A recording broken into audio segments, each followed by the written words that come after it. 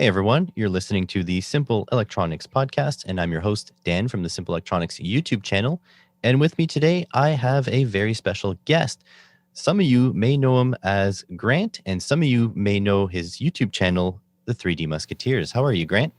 I'm doing good, and if you are in my friends list and you like to make fun of me, you call me the Keemstar of 3D printing, Oh, which is God. not accurate. There are definitely people that are better sorted for that. But hello, everybody. It's Grant with 3DM. How you doing? Is your wife like 19 or something? Is that why you're the Keemstar? Oh, God. Oh.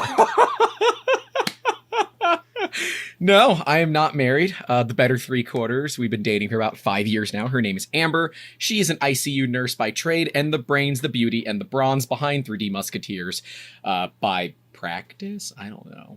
By something. Yeah, you're talking to someone who spends his spare time listening to the H3H3 podcast. So when you bring up Keemstar, I know him only by what Ethan says about him. So that's why. I feel that. So I know a little bit about you. I purposely don't research my guests too much, so it sounds more natural. But for people just hearing about you for the first time, can you give us a little quick intro, who you are, what you do? Sure. I mean, there's kind of two stories to 3D Musketeers and what we do here. There's the business side of it, which is we started late 2015, opened our doors April 1st, 2016, because we like to make jokes. And we serve as a service bureau to help people get ideas out of their head and into their hands. With 3D printing, laser cutting, and CNC milling, TLDR, we make cool stuff. And then there is the YouTube side, which is actually coming up on 1 year of taking it mildly seriously. March 16th is 1 year for us in terms of YouTube, when I looked at hiring people and taking it seriously. So some of you know me from the videos that we make. I'm the guy with the longer hair that only recently started getting embroidered shirts that makes terrible sponsor segues. My name could also be Linus Tech Tips, I guess, if you're using all of those as descriptors. But yeah, we try to work toward bridging that gap from people who are just freaking starting out, because every one of us was at ground zero at some point in the 3D printing world. And I want that channel to demystify the getting started in 3D printing. The goal for us is to slowly work up into more hardcore topics, like taking $80,000 of 3D scanners and actually 3D scanning something and talking about the workflows and that kind of thing. But for right now, we are focusing heavily on the education side of it, because we believe that there is a massive valley in the education side of 3D printing right now. Oh, absolutely. And, I feel like I'm at ground zero of 3D printing, or the bottom rung of 3D printing every 6 months or so, because Right. It's something that if you don't practice, if you don't do it, you miss a couple Cura updates, you miss, Thingiverse turning on their like stopping people from downloading multiple files at once. And all of a sudden BL Touch is not the end all be all. So it's basically, yeah, 3D printing is moving at a rapid pace. And I think some people on YouTube, thankfully, mostly the 3D printer community is pretty positive, but some communities on YouTube, they're absolutely gatekeepers. And I'm so glad that the maker movement is, I wouldn't say immune to it, but very resistant to it, which is great. I mean, when you look back at this industry, it was started as a big middle finger to all the patents and everything out there that were effectively controlling additive manufacturing and stifling it. 2008 to me was kind of the I don't want to say the big bang for 3D printing, but it's the big bang for consumer 3D printing. When you had the Cupcake and Thingomatic come out in the next couple of years, the RepRap project was really just starting to gain some steam. We were all hanging out on Google Plus. Hi, future viewers. That was a chat room thread style, kind of like Reddit that Google put on. They randomly abandoned a couple of years later, so we're just not going to talk about that too much. But future people may not know what the hell that is. And it was just one of those communities where we said, look, we want to make cool stuff, but we can't afford the $250,000 machines. So 2D printers have a lot of the stuff we need, and we can generally do some woodworking. So let's build our first one out of wood, have it make its own replacement parts, add those newer parts on, and then have it start printing a new printer that is better. And so when they ask what came first, the chicken or the egg, in this case, it was the chicken. Because the chicken created the egg. Because originally it was made of wood and not plastic. But yeah, absolutely. That was my case, at least. And honestly, 3D printers are 2D printers who just print over and over and over until you get into non-planar stuff, Yeah, I mean, there are, outside of non-planar, right, when we look at some of the higher end 3D printers out there, it changes a little bit. Right? It's not as clean cut and dry as a computer controlled hot glue gun or some weird light diffusion LCD screen high detail resin magic crap. It is way more complicated than that, using like actual high powered lasers to melt metal and layer heights that are 16 microns, like stupid levels of precision. But a lot of that is beyond the scope of what we will talk about. Although this will be one of the first times I talk about it publicly. We now have an Objet 30 Alaris, which is a older, but still good, right, polyjet printer. And it was given to us under the guise of get it to work and use it, or autopsy it and take it apart. And these were $40,000 to $50,000 printers in their heyday. So can you explain a little bit what a polyjet is and why it's different than a typical either FDM or SLA printer? Sure. You would compare it more to an SLA printer, or MSLA more specifically, because SLA is too expensive for the average person. That's like a Peopoly Moai or Formlabs Form 3 or Form 2 or Form 1. Those are still outside of the normal range for 3D printers. So comparing it to an MSLA, like an Elegoo Mars, Anycubic Photon, that kind of thing, a lot more similar than you would expect. So as the name suggests, polyjet, there are multiple jets. And the polyjet process is incredibly precise binder jetting. And that binder jetting, the binder itself, happens to be UV photosensitive resin. Boy, I wonder where we've heard of that stuff before. Except it's doing it at 16 micron layers, and its accuracy is on levels that MSLA can only dream of. You're talking 5,000ths of a millimeter worth of accuracy, because the droplet size is so freaking tiny.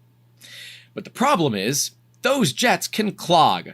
And if they clog, it's a pain in the keister to get it out. So you're talking about a fine mist, but in a tiny little beam shooting out at high speeds, basically. I will never say it is a fine mist of resin, because you should never aerosolize resin. Don't do that. But technically, I guess it is. But when it's 16 microns away from what it's trying to put something on, does it really have enough time to aerosolize? It's more of a droplet, honestly. That's just kind of stuck down onto something, right? And I didn't realize it was that close. I thought it was firing it. Okay. No. Yeah, the print head works just like an inkjet printer. Inkjet printers are also polyjet, right? They have lots of tiny jets, and they squirt out ink. Similar process to that. Although hilariously, the full color sandstone process is inkjetting. I can get into that in a bit. That was like my bread and butter for 6 years before I started 3DM. So I've been in the industry since 2008. So a professional since 2013. So okay, actually, let's get into the professional side, because a lot of the people listening to me or to my channel, they are sort of hobbyists. Yeah. And they always wonder about what it takes to sort of start a business. And I mean, I think 3D Musketeers is the perfect example of this, because I feel like the scope that you guys are operating at now is beyond what a lot of hobbyists think is even possible. So how about you let us know how, like, first of all, what motivated you to get started professionally, and what was it like in those early days? Sure. So my first 3D printing company was called the Object Shop. If you Google it, the website's probably down, but you'll probably find a article from one of our local newspapers that came and talked about us. So you can see what I looked like back in 2013, 2014. But the Object Shop was a service bureau, but it was specifically surrounding full color sandstone. Full color sandstone, up until polyjet became full color, was really the only way to get good full color. There is paper printing from a company that used to be called MCore. They were then bought out later on. But MCore could do paper products. This was sandstone. Technically, it's gypsum powder that's then bound together with an ink coloring binder, and then it's cured in super glue, but we'll get to that in a bit. I've always wanted to take my ideas and make them real, and 3D printing very, very, very much enabled something like this to be possible. And there's nothing more fundamentally effing amazing than to be able to have an idea, draw it out in CAD, or pay somebody else to do it for you. Hi, we also do CAD services. And then print it out and have it in your hand by the end of the day. Great example. I have a 20-year-old car. The brake pedal depressing button thing that hits the switch to turn off the brake lights disintegrated. And yep, I could order a new one on Amazon. It would be here in 2 days and my battery would die. And old Hondas, the entire car security system is attached to the radio. So you have to enter in a code that you will never remember to unlock your radio, to keep your car from turning on its damn alarm every single time you start it. So I said, screw this, I can 3D print it faster. Took an image from Amazon, designed it out in CAD, 3D printed it, put my car on a battery tender while I was waiting for it to finish printing, put it all together, and my battery never died. And that piece is still working to this day. And that is one of those use cases of a smoke 'em if you got 'em, but a massive use case for 3D printing where you have an emergency piece. You can't drive a car where the brake lights are always on. You freak people out. Ask me how I learned that one the hard way. Or they think you're driving with 2 feet, so you always have 1 foot on the pedal. So they're like, all right, who's the gray hair? Oh, damn it, he's in his 20s.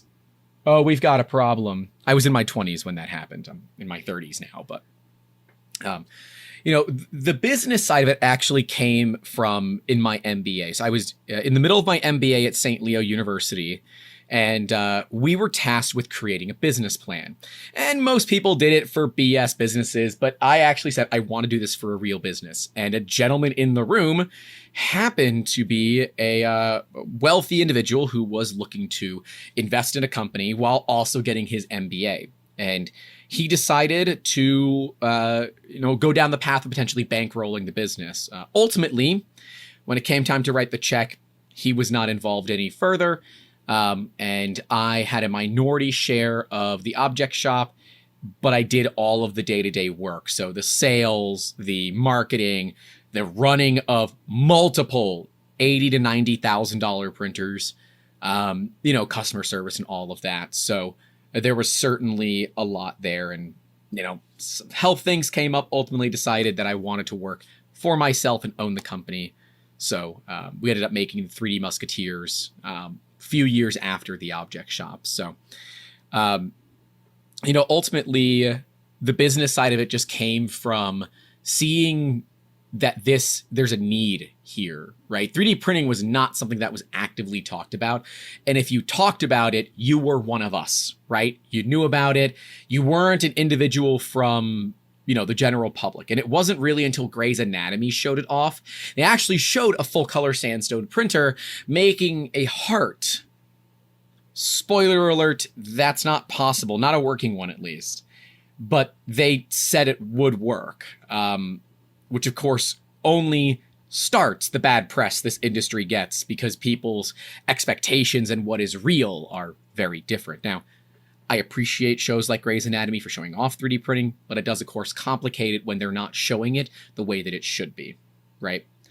I guess technically 3D printing was shown a little bit beforehand, but it was never officially confirmed that it was. There was a movie regarding toys that come to life. It wasn't Toy Story. It was a different one. I forget the name of the movie, but they have a very obvious depiction of SLA 3D printing in the movie, but the directors have never stated that it was. But those of us that watch the movie are like, yeah, no, this is 3D printing. Anyways. There's a more recent movie. I don't remember what it was, but there was a like an FDM style printer, and whoever sliced the model did a shit job because it was full of like whiskers everywhere. Oh, yes, it was the Ryan Reynolds movie, right? Yeah, I think so. With Yes. the one with Wonder Woman in it. Yes, with Gal Gadot. Gal Gadot. Yes. Yes, it was. And Amber and I were watching it, and I was screaming at the television, and she was screaming. I was very proud at that point that she was also screaming at the television for that. And then they did it out of resin randomly, and I'm like, okay. But Yeah, no, 3D all of a printing's been sudden. in a lot of movies, actually. Have you ever seen Paranorman, the Box Trolls, Kubo and the Two Strings, or anything out of the studio Leica in the No. past decade? Not really. Well, those are all stop-motion animated 3D printed movies. Oh, I guess that makes a lot of sense. I know Yep. they use 3D printers a lot in sci-fi, especially like the MakerBots with the enclosures, and they're like, you know, replicators or whatever. So they pull parts. I think The Expanse did that. In fact, The Expanse did do that. How to Sell Drugs Online Fast. It was a Netflix show, did it as well. They actually did a Liberator print. Spoiler alert, the gentleman that uses it ends up killing himself because it blows up. So that is an accurate depiction of 3D printing in my mind. But, realistically, the industry is not just a bunch of idiots that don't know what they're doing. Although, okay, some of it is. But a lot of it is us makers that started as idiots that didn't know what they were doing. And now we sometimes pretend like we know what we're doing on the internet, right? yeah, and because the entry price is so low, anyways, right? So Oh of my course there'll God. be tons of idiots using 3D printers. I mean, look at me. I'm an idiot, and I use 3D printers. I don't have any relevant college degrees. I have no relevant post-secondary training to do what I do. I have actual experience. I don't have any education. So like people say, well, you're an engineer, right? I'm like, no, I'm not. I have 2 business degrees. Just because I keep a caliper on the front of my desk handy at all times and I can run CAD okay does not make me an engineer. The fact that I can talk well should tell you that I'm not an engineer. No offense to engineers out there. If you're a charismatic engineer looking for work, please hit me up.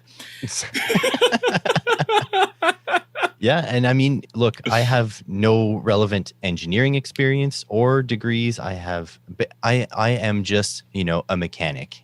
That's all I am, and a professor of auto mechanics. But I have designed, 3D printed, assembled, and filmed and edited a 3D printed snowspeeder, an RC vehicle. I did that, by myself. You don't need the required degrees. The required degrees are there for specializations, for making it better, for optimization, for Right. cost optimization. But if you're a hobbyist, man, dream it and make it. That's it. And if you're like me, just do it in iterations. Your first part doesn't fit. Well, redesign and make another one. With 3D printers, depending on the part, you can have that part in your hand in as little as 45 minutes, sometimes even less if it's a smaller part. Yeah, it's kind of crazy. And, you said something back about the cost of printers going down. And I think it's become almost criminally too cheap, right? As someone that spent a lot of time and money building a business, to see that you can now get an Ender 3 for like $200, or I bought my Ender 3 V2 for $165 on an Amazon flash sale. Okay. So it is possible. I would not have bought it had it not been that cheap, right? I don't want Enders. No offense to those that own Enders. They're not bad printers. My review on it, you can watch.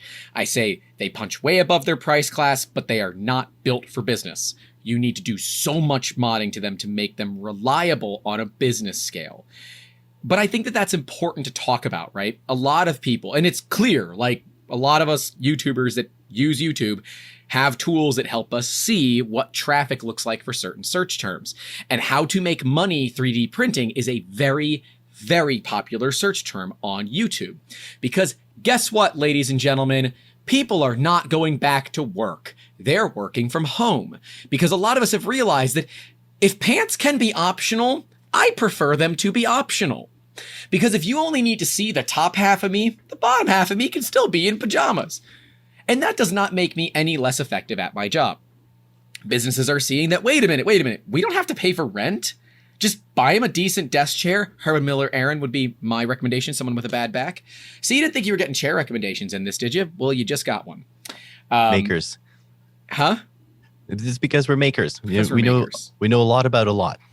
And so many people are like, I got free time. Let's make some stuff, right? So Ender 3s became the most ubiquitous 3D printer over the past couple of years. And we're seeing a lot of people run into those kinds of, newbie issues of, okay, it's not under extrusion. It's a bed leveling problem. Clean your bed. Don't use glow-in-the-dark filament. It's not wet filament. Clean your bed. That's like the bulk of my print fails that we run into. And I have to every week try to find more unique ones so we can keep pushing the Print Fix Friday, thing that we do here on the channel. But it has been interesting to me to see the change in this industry, right? You look back 4 years. Let's go back 4 years. A $400 printer did not exist. The cheapest printer you could get was about $500. It was a Wanhao i3. Monoprice ended up copying it. I think Wanhao even white labeled it for them. And they were like $400 or $500. But when your next best option was like a Taz 6 at $2,500, or if you were willing to deal with the small build volume like a printer bot or something from Solidoodle, you were looking for something that was cheap. Never did I think that we would see $200, $100 3D printers, that are actually not bad. And that's what democratization looks like. Also what the suicidal race at the bottom looks like, but it's also what democratization looks like. It is amazing for me to see where this industry has come, and I am innately excited to see where it goes in the next few years. So just circling back a little bit, what does it look like for you when you decide to start 3D printing? Is it 3D Musketeers? Sorry. 3D Musketeers, yep. There we go. So what's it like when you're starting? Was that a skinny time because you had to buy a bunch of equipment, or did you just start with some sort of Prusa, or I don't know, 2003? No, there wouldn't be no Prusa. No, 2014 then. is 2014. Sorry. So 2014 is, 2016 is technically. So December 31st, 2015 is when we incorporated 3D Musketeers, right? That is its official incorporation date. We started business Jan 1 of 2016. It opened to the public April 1st. We went retail because we didn't know what the hell we were doing. The business plan stated that it should have worked. The pro formas proved that it worked. The money was there, right? The filament, I was back when filament was like 50 to 60 a kilo for decent material. Our margins were there. We had customers lined up. What we failed to recognize is that outdoor open air malls in Florida are only popular 3 to 4 months out of the year, because otherwise it's too damn hot. And so what would happen is we became the store where the wives would leave their husbands, and they would just go shopping, and the husbands would hang out, look around, buy nothing, and leave. And as a business, a lot of what you do is shaking hands, kissing babies, and the sorts, right? Basic public outreach, going to meetings. When you have a retail space in a mall that requires you to be open certain hours, you can't leave. And if you do leave, you need to have someone staffed to watch the facility for you, because it needs to be open to the public. Well, if that meeting wasn't guaranteed money, you never set the meeting. So you kind of screwed yourself in that regard. So people that are looking to do 3D printing on the retail side, stop, collaborate, and listen. Don't do it. Make sure you're accounting for the fact that walk-by traffic is not going to understand what you're doing. No. I was literally at a hiring event last night. We brought one of our Prusa minis because I can huck it on a table, plug it in, click print, and ignore it. And it will print every single time perfectly. I have done this now at 4 shows in the past 2 months, and every single time the minis and the Mark 3Ss that we take run flawlessly. And I like flawless printers. It means I can worry about talking, and I can worry less about actually having to troubleshoot on the fly. Literally, we forgot filament at home. Someone randomly called and said, I have some filament I'd love for you to test. I said, great, meet me at this address. I can test it for you today. It was serendipitous that worked out. It was a material I have never used before, figured out the temperature settings, clicked print, boom. 3 hours later, I had a beautiful piece. Done. And so the guy went home with that part with everything tested. He was expecting like 3 weeks to get something done. He had it done that same day. He got lucky. But Yeah, even then at an event prototyping. like that, nobody knew. They're like, is that a 3D printer? I'm like, yeah. How's it work? It's a computer-controlled hot glue gun. Whoa, you're right, it is. Yes, I know. People were surprised that I was right. It's kind of weird, but, and these were not like 40 or 50 somethings. These were college kids, right? 18 to 21, somewhere in that range, that didn't really know 3D printing. And that means we still struggle with adoption. I can go to an 80-year-old person and say, here's an iPhone. By and large, we'll have a general idea of what they're doing. And they're not going to think it's some random piece of technology from the future, right? It's simple. It's easy to understand. 3D printing still has that education gap that for some reason makes it scary, right? I'm going to make a big comparison to microwaves back when they first came out. People were afraid of them because the name microwave, they thought it was radiation. Spoiler alert, it's not. It's a magnetron. Look it up. But this issue of if you don't understand it, it must be scary, still persists to this day. And it's one of the biggest problems that we face as a 3D printing company. It's actually why we decided to start our podcast.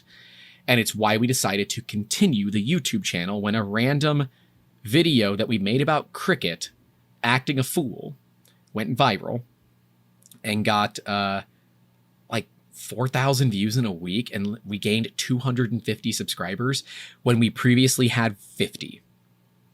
And like as a business owner, when you 5x a YouTube channel in a week, you don't ignore that.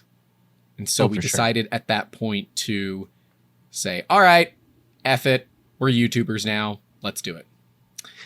And yeah.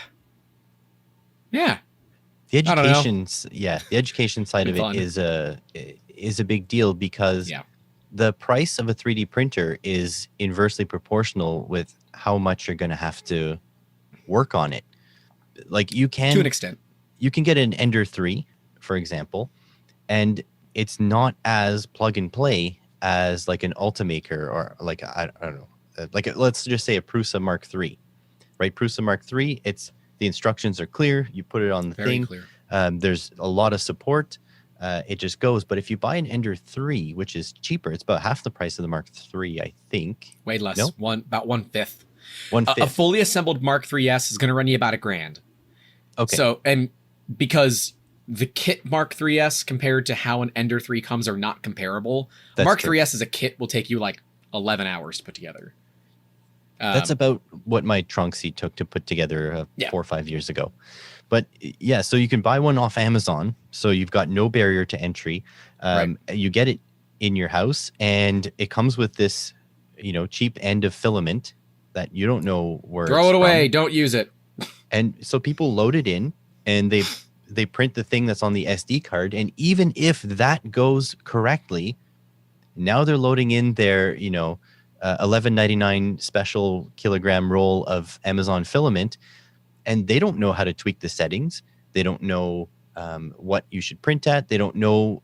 I mean, thankfully, Cura has a profile for Ender 3s, but still, it's not perfect, and it doesn't mean that they set up their Ender 3 all square and level and perfect. Don't forget, they don't come with the latest Cura, they come with Creality Slicer, which is a skinned down version of like Cura 5 or Yeah. like a really Probably old version older. of Cura. Like So if 4.2. you don't look beyond what comes in that box, you're gonna likely end up having a bad time, or your experience is not going to be indicative of what it should be. So like, this is kind of the problem as a YouTuber, right?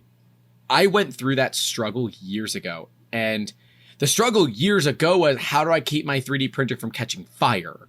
It's not, how do I level my build plate, right? Ladies and gentlemen of the jury, when we were first building 3D printers, they didn't have thermal runaway. It wasn't a thing. We didn't know about it. We made our own heaters by taking toasters, cutting the nichrome wire, and wrapping it around a steel tube. It was jank as sin, but it worked. Eventually, we transitioned over to sand-filled resistors, and yeah, it got real jank there for a bit, but it worked. It was terrible, but it worked. Now, I mean, by and large, if you get the bed reasonably level on an Ender 3, it's gonna print. Yep. As long as you're not really screwing with the settings, you run it reasonably slow, the temperatures are fine, and the bed is not dirty or oily, it's gonna run. And the fact that you can buy it on Amazon, have it at your door in, a week or less, right? 2 days for most people, but a week or less for basically anybody in the world, is fundamentally freaking amazing. It is amazing. Oh, for sure. You can, you could get an Ender 3 and print a part off Thingiverse in less time than you could order the same part from, like, let's say, a European supplier to try to get it stateside. Oh, probably, especially right now. I mean, it's ridiculous right now. We're dealing with massive global supply chain issues right now. We have some electronic projects in the shop. Can't talk about them too much because of NDAs, but suffice to say, the chips, we had everything spec'd out. We were ready to pull the trigger. Clients said to wait. Shit hit the fan, more or less, and now we're like a 65 to 70 week lead time. Oh yeah, to get these chips, and that's if we're lucky. So remember all the people that were using buying bots to buy GPUs? Yeah, they now exist for buying chips. Oh yeah, 100%. Because everyone who had an STM32 in their BOM is now screwed. Yep, they're completely screwed. The pile of ESP32s and Arduinos that I have sitting above me on one of the racks here is worth it's worth more than my damn car. I mean, probably not, because cars are worth a lot now too. My car doubled in value. It's now worth just under $3,000. I paid $400 for my Volvo. I wonder what it's worth now, because I used to have a sort of like in Canada we don't use Craigslist a lot. Yeah, we use Kijiji, right? Yeah, correct. And so I used to have a search for Volvo and under $1,500, and that's how I found my Volvo. Please tell me it's a 240. It's not a 240. It's a V70. Okay, it's still a good car. I love it. But anyways, since the mid-pandemic or so, the chip shortage ramped up, and there has never. I think I've seen 3 Volvos under $1,500, and they're like disabled. They're project car. Exactly. My loss is your gain. I know what I have. Yeah, that kind of thing. So, I mean, that's the thing, is that I was able to buy mine for $400, and now they don't even exist below $1,500. So I wonder what mine now, which I fixed up and it's good to go. I wonder what it's worth now. It's probably quite a bit. That is the trick of mechanic. They're actually opening. There's a school close to me called Kirkland Ranch that's opening soon. I'm effectively doxing myself, and my address is public, so Florida things. That has, this is a high school, a diesel mechanic certification, an automotive mechanic certification, an electrician certification, a welding certification. I'm like, can I go back to high school? I want all of these certifications. They're putting in lifts for 18-wheelers, for big rigs. I want to do that stuff just so, like, when my car has problems, I can fix it. And maybe that's the maker mentality in me, or it's the broke ass small business owner mentality of me that I can't afford. I cannot legitimately afford to buy a new car right now. I can't afford to buy a used car right now, for that matter. So you got to work with what you got, right? Absolutely. And 3D printing enables us to work beyond our means because, I need this part. Honda doesn't have it. Screw that, I'll make it. The clips for my windshield washer fluid lines, Honda does not sell that. They don't exist. So I took one of the ones that wasn't broken, I modeled it, I printed it, and it is still working to this day. And you live in Florida, so your underhood temps are like, what, 8,000 degrees? Yeah, centigrade, actually. Centigrade. Yeah. Molten. Yeah, it is currently, we're filming this at 4:28 in the afternoon. So what is that, 16:28 hours. It is 29 degrees centigrade outside, or 82 degrees Fahrenheit. And it is saying it's mostly cloudy, but I can hear that it is raining. So it is 100% ambient humidity. It is 80 plus degrees outside. This is a swamp. Yep. It's a swamp. And over on the frozen shithole of Hoth, it is -1°C. So what's that, about 30 Fahrenheit, something like that? Yeah, it is. And which is mild, by the way. Yeah, the equivalent in Fahrenheit for you is what it is in Celsius for me. Exactly. And I'll say 2 weeks ago, it was like -22, 23. So I don't know what that is in Fahrenheit, but cold. Not a lot. In the negatives. Not a lot. For sure in the negatives. We had a hard freeze here a couple of weeks ago. And a hard freeze. Tell me about your tears. We registered 27 Fahrenheit here. Oh boy. And so, we have a ton of plants. The better 3/4 is into succulents and cacti. So if you want to send us some succulents, make sure they're legal. And I don't know, look up my address or something. And we have a greenhouse because Florida. So we're putting everything into the greenhouse to get it hot, right, during the day. But then we were noticing that we put a temp sensor in there and it was getting real cold at night. The problem with succulents is if they freeze, they tend to explode, right? Their cells will pop because water, ice, and yeah. So we utilized some 3D printing to hang a thermistor that we then attached to, it was a PLC controller that ran a heater that was inside of that greenhouse to keep the greenhouse hot when it was cold outside. Except the next day it got into the 70s and we forgot to open the greenhouse. So it reached 125 degrees Fahrenheit. I mean, I'm going to waggle my finger at you because if you have the PLC logic... The PLC shut off. Yeah, I know. But if you have the PLC logic to turn on a heater, you have the PLC logic to open the vents. The vents are not powered. It's all manual. Well, otherwise, I would have. There's your problem. Just go rip one of the steppers I see behind you in one of those threaded rods. You're good to go. Look, man. All right. If I had all the answers to the problems in life, I'd tell you it's 42. Which is almost the temperature. Yeah. Yeah. It was one of those. All right. So they all turned red. So if you ever see succulents that are red, it's because they were abused. And people love that color, but they're not normally that color. So beautiful colors by some of them. But unfortunately, some of the orchids that we had dropped all of their leaves. They'll survive. Orchids, you abuse them. You put them under trees and you forget about them in Florida. And they just kind of bloom year round. You can be jealous. It's fine. And so it's back up in a tree and it's starting to grow new leaves again. But it is one of those cases where 3D printing helped us because I didn't want the thermistor to be at the bottom.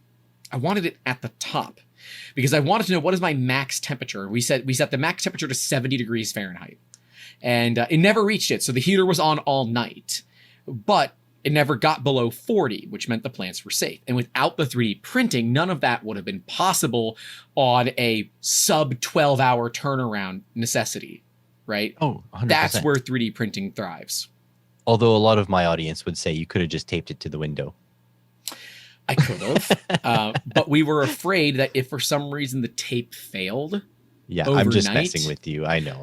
Look, we went through all of these steps of, all right, what is Occam's razor, right? The simplest solution is normally the best. That's Occam's razor. What was Occam's razor for this? And we said, well, we can push up a panel, stick it in there, let it hang a little bit. Oh, but what if it gets windy and the panel moves around, the thermistor drops? And yeah, there were a lot of things. I finally said, look, forget it. We can sit here and go through all the little nuances all friggin' day, or I can just make the damn part and it will work. So we went with make the damn part because that made the most sense. I'll tell you, I prefer 3D printing parts to crafting them out of wood for the simple reason that I can be listening to a podcast or watching a TV show while 3D modeling, and then I just send off the part to the printer. You know, when you're building something physically, you have to be there and you have to, you know, give it your attention. You have to give it your attention. That's right. And you know what? I'm a lazy guy. I didn't make it to 220 pounds on my 5'9" frame by being active. So, you know, sitting down and working on Fusion is just, it works a great part of my brain, and I don't have to, you know, watch my fingers on the bandsaw or anything like that. I just, just give her. Series. People are always worried about the table saw. I'm not worried about the table saw. Table saw is going to cut right through your fingers. Nice clean cut. Bandsaws rip. They don't suck you into cut. Little slots. They rip. And I'm a coach for an FRC team. I haven't had the chance to go the past couple of years, but their last meeting was this past weekend, so I just showed up. I wasn't invited back because I wasn't a paid teacher. I was a volunteer for a little bit. So they're like, yeah, no volunteers right now. Let's get through the stuff that's going on in the world, and then we'll have volunteers back. So I just randomly showed up, you know, as you do. And they are cutting with gloves on a bandsaw. I said, stop. Take those gloves off. And the mentor's like, why? They should be wearing gloves. I said, watch this. Turn on that bandsaw. And I just tossed a glove at the blade and went, whoa, through the blade. He's like, oh. I'm like, yeah, if they end up getting their hand stuck in a bandsaw, yeah, it's going to rip through their finger a little bit, but it's not going to suck their hand down into the blade. Yeah, there are a few things actually that are counterintuitive like that. Like when gloves you're are counterintuitive with around saws. Yeah, when you're working with liquid nitrogen, for example, you don't want to wear gloves because the liquid nitrogen will soak into the glove and it'll hang on to your skin. Whereas if it just touches your skin, the lead-in frost effect will actually make it not adhere to your skin and, you know, flow off. Look at you knowing lead-in frost. I'm a nerd. Well, you're a teacher too. I'm not pushing up my glasses as we speak. I don't have glasses. I can go find some, but they'll be sunglasses. Oh wait, nope.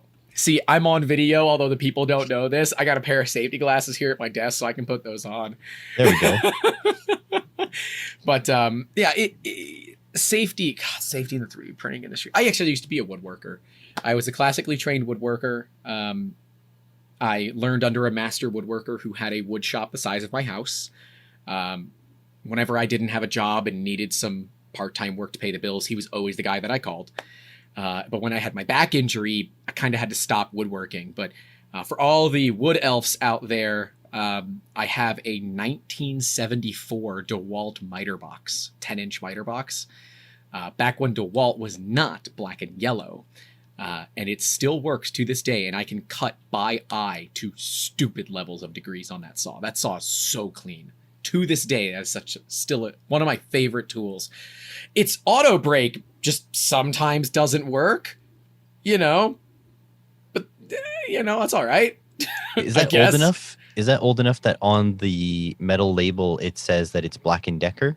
Yes. So that's ancient DeWalt.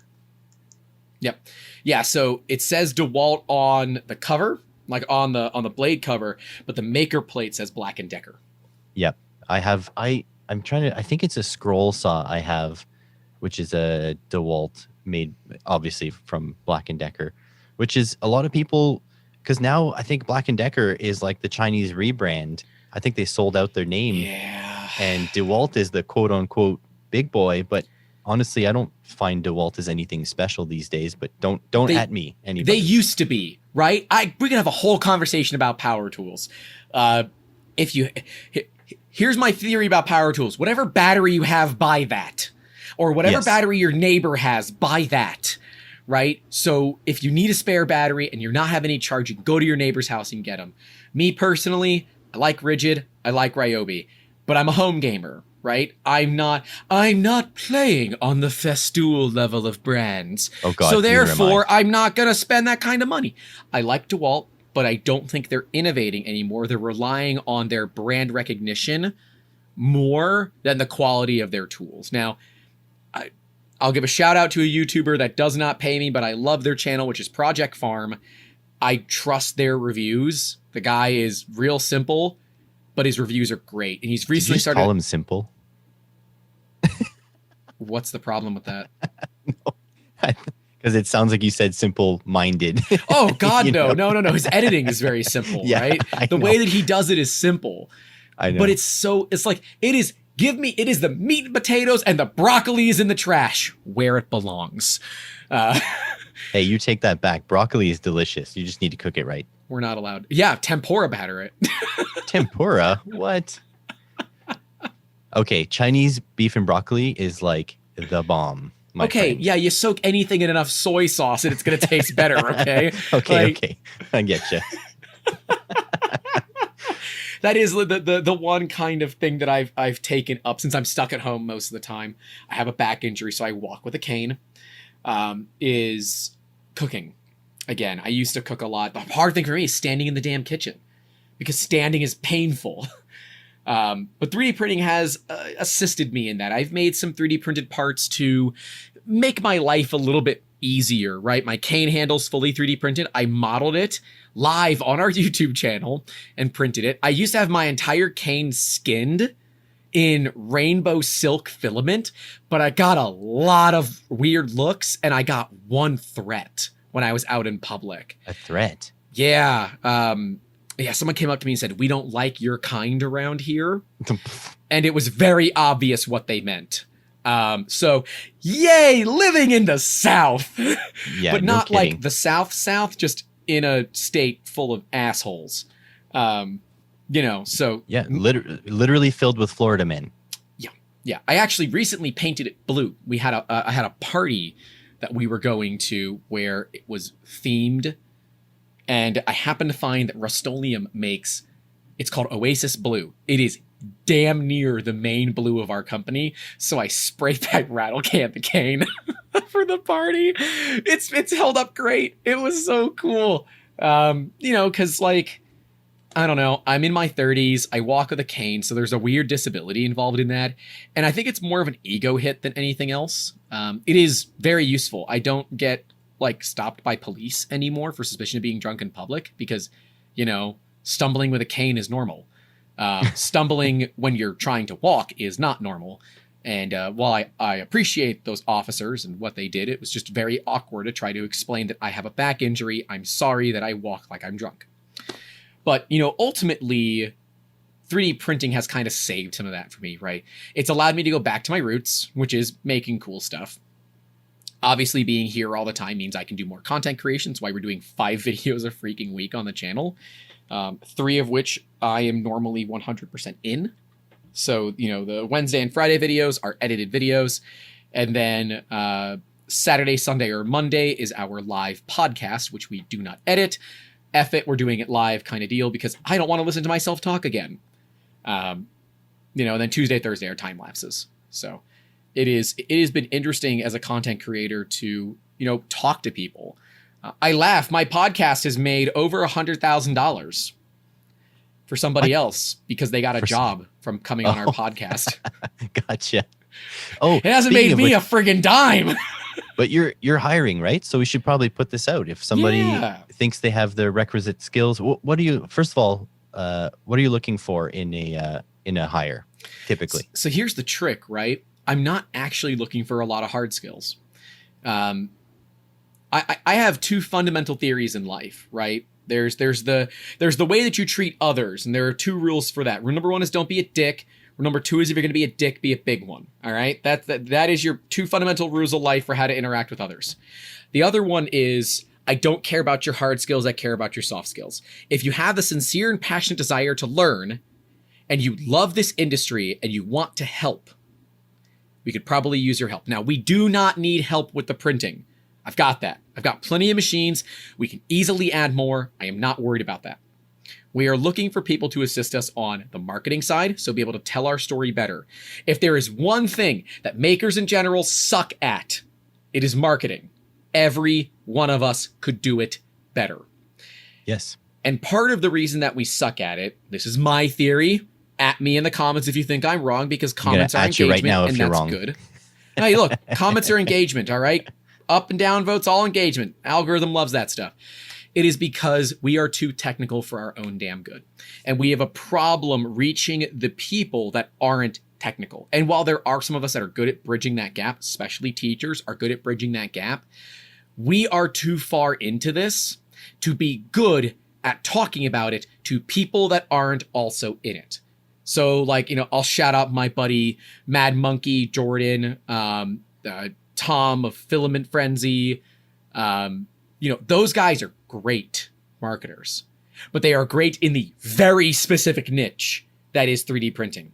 People like Uncle Jesse and Joel Telling as YouTubers do a great job bridging that gap, but you notice they stop at a certain level, right? They're not going above a certain teaching level, because if you do, you lose newbies.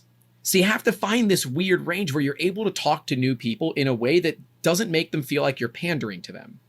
And from a marketing standpoint, that is really complicated, at least to me. And if you think I'm wrong, I am happy to hear an argument about it.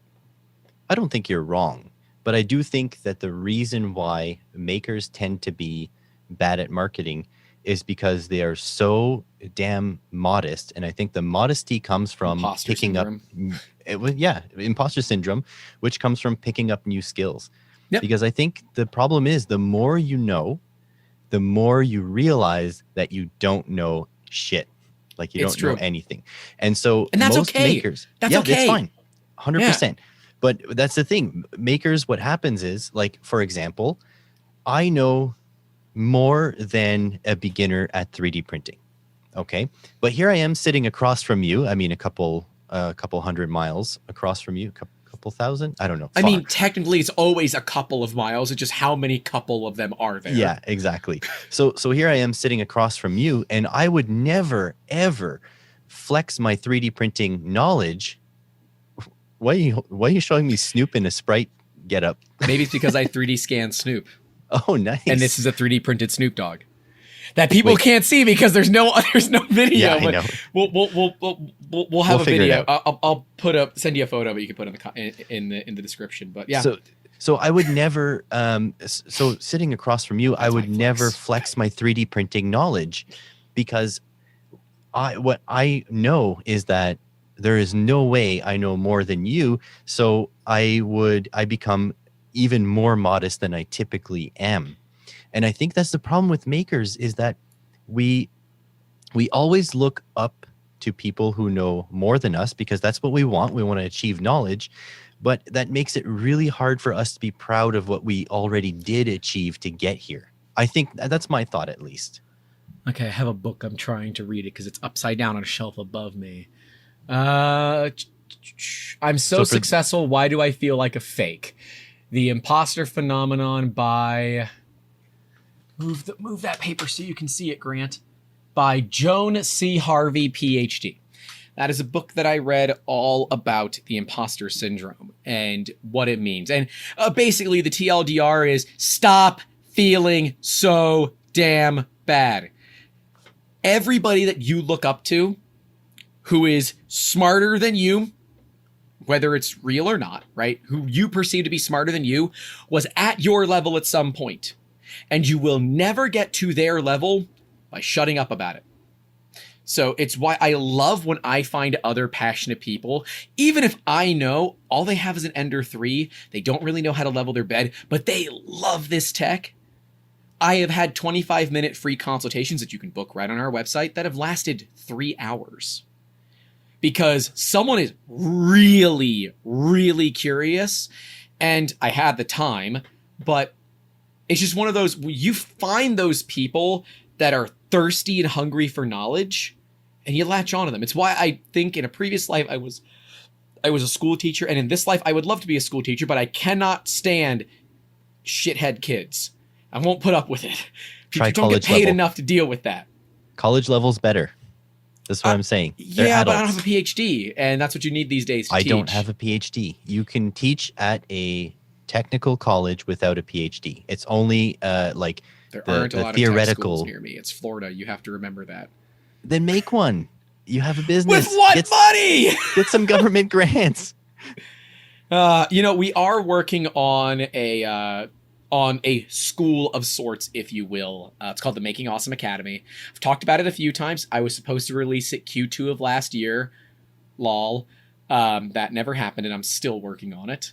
This is, one of those coming soon TM things, right? I have one of those, yeah. Yeah, we all have those. If you don't have those, are you really a maker if you don't have at least a mild case of ADHD? There's that is yeah. There's fantastic memes about like you starting a new project and all your old projects that are unfinished staring back at you. Yeah. No, totally. Like I got a lot of those.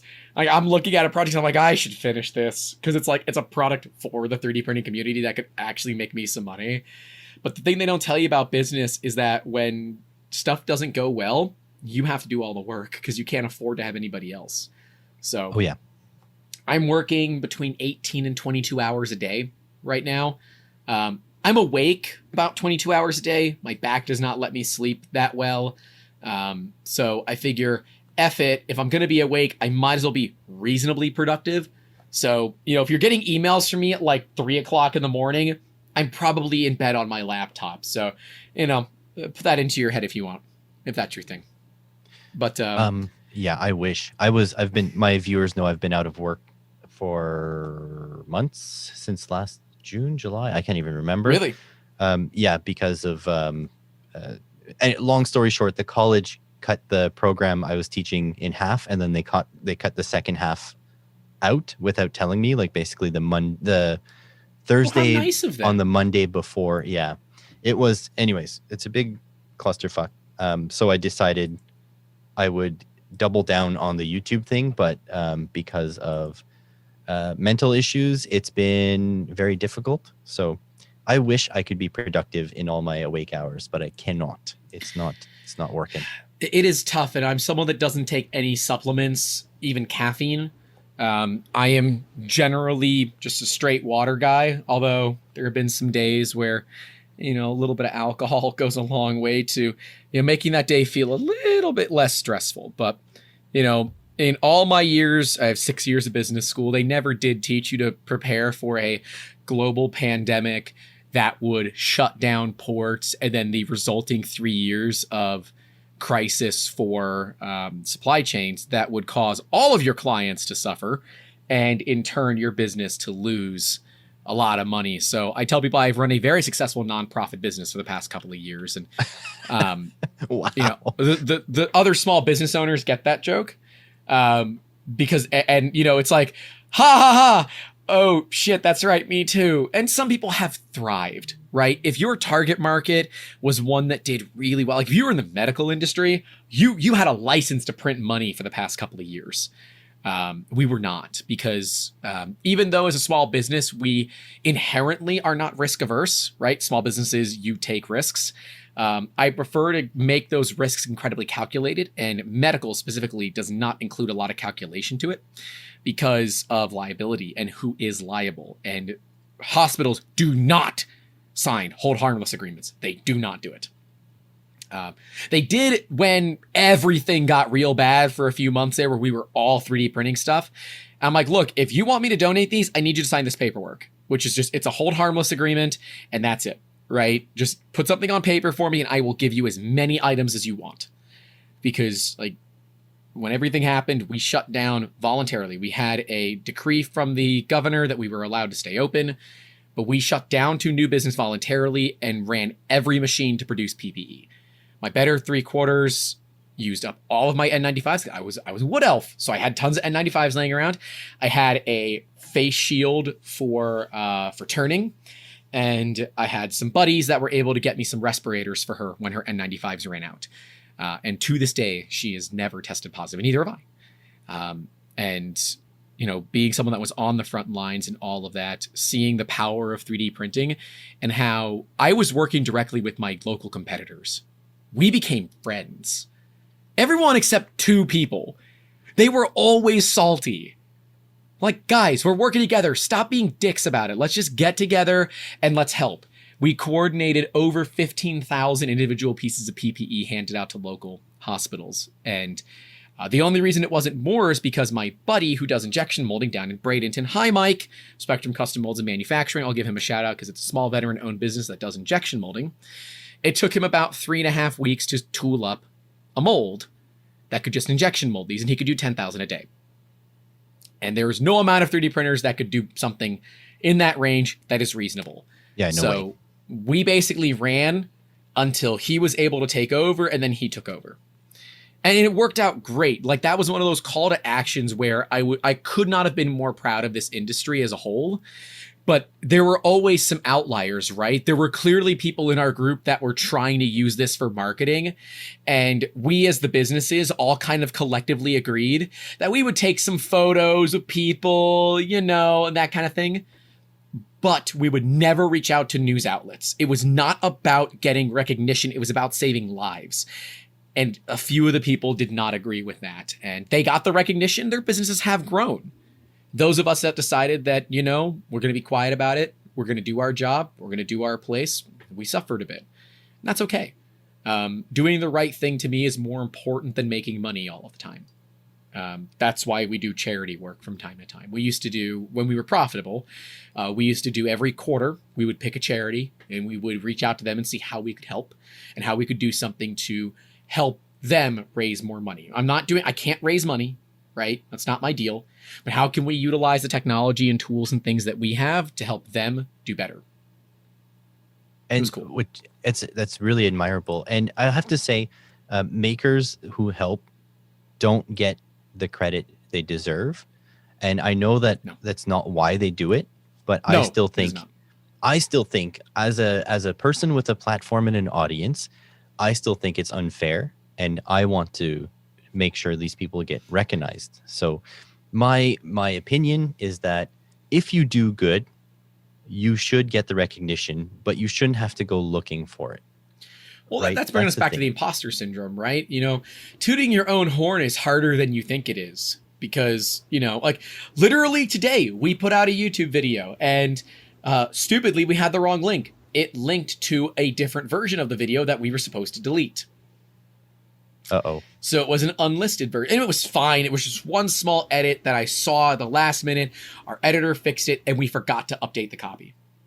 So that video got like 15 views, 1 downvote. Whoever you are, screw you. You know, or 1 thumb down. I'm like, shit, we lost that opportunity because I've been so slammed in meetings all day that I didn't necessarily have the time to check it. And I don't think our editor checked it either because he would have caught it too. So I think we both collectively thought the other one checked it. And because we now realize we have to have a better, you know, plan, we suffered a little bit. Shit happens at the end of the day. It's like the other day when Discord went down. We communicate via Discord, and we realized very quickly we don't have a backup in case Discord goes down. I'm like texting him and calling him because I talk to my editor a lot. We talk a lot because we're filming a lot of videos. And I'm like, we need to have a different system. What do you all want? So I think we're going to do a company Slack channel or something, or WeChat. I don't know. We haven't figured out what we're going to do yet, but you know, it's those things. A small business, like, yeah, I guess, you know, Discord going down for 2 hours does cut into your bottom line at some point. So here's my question for you then. So sure. you're on my podcast. You have access to my audience. What does 3D Musketeers need, specifically stuff that maybe we can help with to become profitable again? I mean, if I'm going to be cheeky, it's cash and customers, right? I mean, ultimately, that is what any business needs to be successful, is cash and customers. You know, I think supporting what we do, reaching out to us with video ideas are great. I'm struggling. This is like a big struggle for me. And I think a lot of creators that are in our odd space struggle with this too, of how do we still create interesting content that I can use for our B2B side of things? We are pushing heavily the crash reconstruction side of the business, where we take our Artec Eva and our Artec Ray, two incredibly high-end 3D scanners, and scan cars that have been in crashes, right? And 3D print them and show in 3D, scaled of course, but in 3D what went wrong. A photo can only tell so many things. And I'm struggling of how I can make a cool video showing that off without it basically be me working, right? You know, so that's ideas of videos that you guys want to see, whether they're like topics that you think we haven't covered enough, or maybe a brand you want us to work with. I would love if you represent a brand of some sort that you think would integrate well with the content that we do. Maybe reach out to us for a sponsorship deal. I am tired of doing my own segues to my sponsor, which is me. You know, like that's the joke. The joke is I am my own sponsor because I'm paying for the editor and the copywriter and all that kind of stuff. But, you know, realistically, we are looking for the right team of people so that when I am physically able to do more and, you know, do more car scans and that kind of thing, that there is a team of people that can take over when I'm out scanning, or someone that's local to the Tampa Bay area and able to learn how to use these scanners and go out and do the scans for me so I can stay here and do other stuff. You know, again, I'm looking for more of those soft skills, the ability to have basic communication skills, be able to talk to somebody that you've never met in your life and be able to accurately and concisely communicate what this technology is and what it does in a way that they will understand it. That is uniquely important to me. That's why we are actively hiring marketing and salespeople. Yeah. So if you know anyone, does it have to be local to you? Nope. Our lead engineer lives on the other side of the country. So if you know anyone, maybe a friend of yours or whatever is looking for work and has these skills that Grant talked about, reach out. I mean, there's the worst thing Grant can say is, no, not at this time. Your skills aren't required. But you know what? A small business, or actually, I'll say a growing business, always needs those resumes in a drawer, right? You always need the ones that you don't need now, you might need in the near future. So it's always good to send a resume out. I always tell people the business is always growing. It just depends on which direction, right? Are we growing debt or are we growing profit? We're always growing. It's just one way or another. And, you know, my little pitch is that we've worked with customers from the Smithsonian to Snoop Dogg. And yes, those are both customers that we have both actually worked with. We've worked on major motion pictures. I've had parts in national television shows that were in multiple episodes of multiple television shows. You know, but while that's all cool, like we've scanned and printed Justin Bieber and Ronda Rousey and the Kardashians and Drake and his dad and all these people, that kind of stuff isn't what it used to be, right? You know, posting a picture with Snoop Dogg is not what it used to be, right? It doesn't get you that clout anymore that it used to. So, and realistically, corporate customers don't give a damn that you printed Snoop Dogg. Is it a cool anecdotal thing that you can drop and then hold up the Snoop Dogg figure you have on the shelf next to you? Hell yes. You know, there's always a little flex about that. But from a business perspective, we are not looking to do pieces like that anymore. That's a full color sandstone part. It's fragile. You know, it's a Humpty Dumpty style piece. If it falls, it's breaking into a couple hundred pieces, and I'm just going to reprint it. We are looking to find customers that are going to do consistent business with us, whether it's a print farm atmosphere where we're able to, you know, utilize the army of machines that we have to make whatever people want, or we're looking at an atmosphere of, you know, a business that's got ongoing prototyping needs or jigs and fixturing needs. And, you know, if you're calling and saying, I work for this type of business and they could really use 3D printing, dude, freaking reach out. Because it's a nice thing about this industry, and it's also the downside of this industry. There is not always a well-defined niche, right? Part of a business is understanding a niche. And that is who you are reaching out to. That is, you know, are they male, female, other? Are they in the other category? Who are they? You know, are they married? Do they have kids? Where do they live? What's their income, right? And that niche tells you what your sale price is going to be. We work in a few different industries. I'll explain them. We have our crash reconstruction industry, which is taking vehicles, homes, physical property, 3D scanning it, printing it in a smaller scale for use in mediation and court, right? Imagine if Johnny Cochran, for you youngins, that was OJ's lawyer, had the technology to show, without photos, but physical freaking objects. Something not do, you know, like have a glove and have a scan of OJ's hand and show that it doesn't fit. Like that argument would have been so much better had you had physical evidence. Physical evidence is a big deal for us, and juries can't hold evidence anyways, but you don't want to contaminate actual evidence. So if you can scan it and you can print it, you can manipulate it any way that you want from there and be able to show and depict the story that you need. Unfortunately, the criminal justice system, at least here in the United States, is not about who's right and who's wrong. It is who presents a better story and convinces a jury of your peers. Remember, your peers are not always people with your intelligence level. That you are either not guilty or the other party is, right? That is the fundamental foundation of the criminal justice system here in the United States. We like to believe it's who's right and who's wrong. It's not. Like, it's not. It's not. It is who tells a better story, who has more money. And if you don't have more money, then you better get the story together because, well, it's the only chance you got, right? We work in the food packaging industry. A lot of prototyping work for food pack. Unfortunately, the food packaging industry is suffering, like a lot of businesses, from the supply chain problems. They can't get their big orders from factories into the United States fast enough for their clients. Therefore, they're moving more toward paper products they could produce here nationally rather than having to go overseas for it. So, I mean, you know, there's some benefit there, of course, but not for us, because paper products you can easily prototype with a drag knife. You don't need 3D printing for that.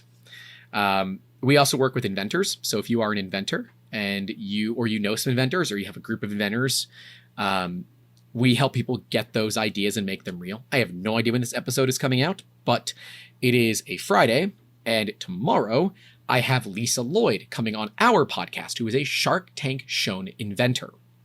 And she actually made a deal with Damon John, you know, the FUBU guy. That's kind of a big deal. It's our first time ever talking with someone who has been on Shark Tank. She's a good friend of mine. And we've had people on, like the global winner of Toy of the Year in 2014 for the Rainbow Loom, Chun Ung. He was on a few weeks back. We want to help inventors make their ideas real. I am on the board of the local Inventors Council. I am not there to get business. I am there to help inventors get through the valley of shadow and death that is rapid prototyping and getting your product to market, because it is difficult. Oh, yeah. And I know a thing or two about those stuff and things, you could say. You know, and all of this comes back to the fact that 3D printing exists makes all of this easier. Imagine getting a prototype 30 years ago. Yeah. What do you have to do? You got to go to a machine shop. You got to pay a few $1,000s.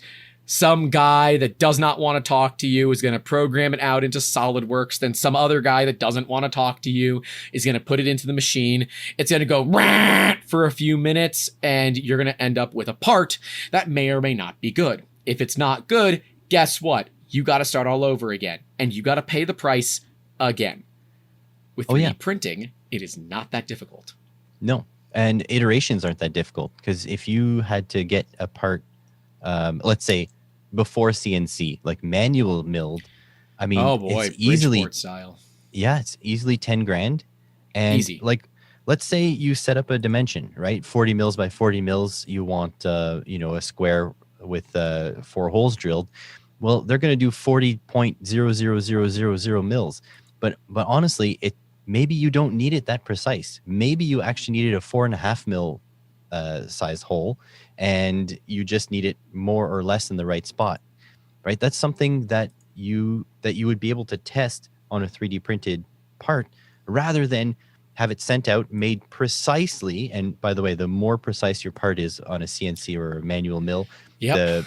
the exponential factor you have to add to the price. It's just, the thing is that you can get these things made a lot faster and you can iterate a lot faster. That's the bonus. It is. Yeah. I mean, there were times where we've done, 24-hour turnaround times for people. Now, that is not typical. If you ask for that, you better be expecting at least an extra zero on your budget. But it is possible, right? We tell people there are only two limitations in this industry. It is your budget and your imagination. If you want metal printing, it already exists. It's been out there for decades. In fact, metal printing has been around as long, if not longer, than consumer grade 3D printing. In a slightly different form, but yes, I get what you mean. Yeah.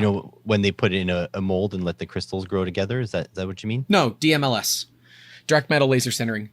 Really? It's been around that long? Oh, yeah. Yeah, DMLS. Interesting. When do you think 3D printing was first invented?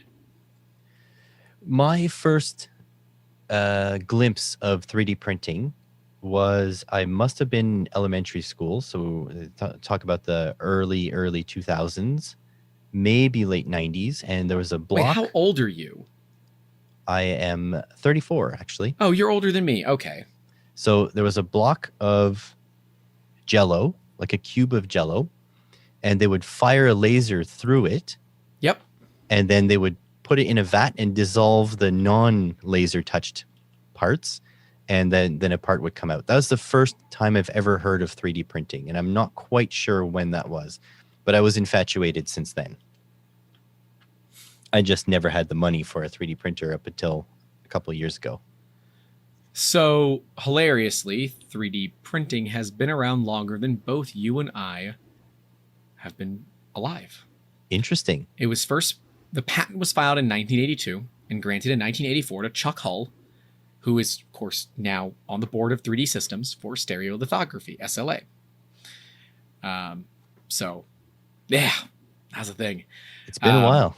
Yeah, and SLA being laser-based, right?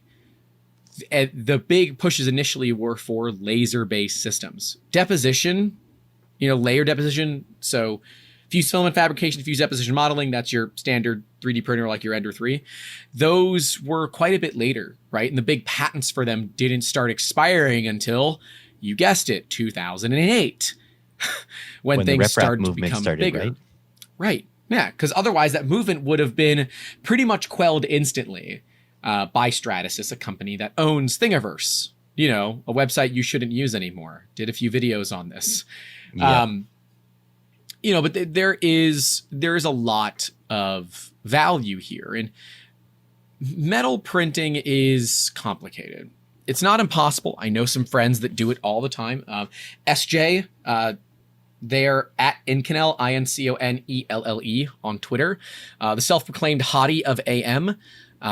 They print an Inconel, INCONEL, which is a metal that is so strong, if you hit it with a hammer, it gets harder.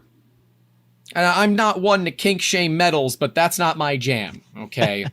But Inconel is used in rocket engines. SpaceX Falcon 9s run on 3D printed Inconel motors. That's how they work. Rockets are not made with traditional manufacturing anymore. They are 3D printed. At least the propulsion systems are. They're 3D printed. It is objectively badass.